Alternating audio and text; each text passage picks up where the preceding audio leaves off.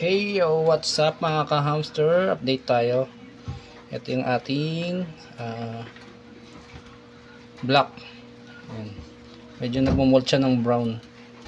Parang siyang choco. Ayan. Ganito nga pala yung gawin nyo para malaman nyo kung in-heat na yung inyong hamster. Ayan. Pakawalan nyo siyang ganyan.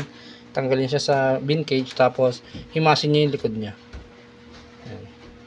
Ayan. Pag ganyan naglilikot yan, hindi yan pa yung in-heat.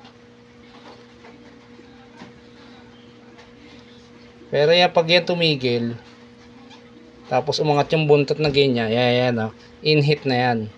Ibig sabihin, magpapaano na siya. Ready to breed na siya.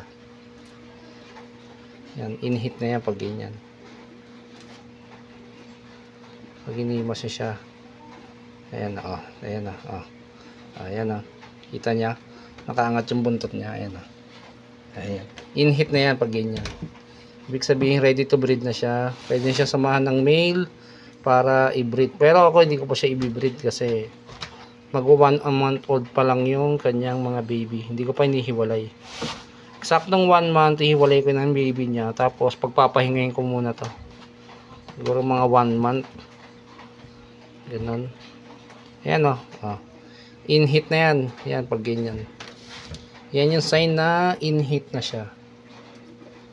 Yan, sana makatulong sa ating mga ibang mga gustong mag-breed.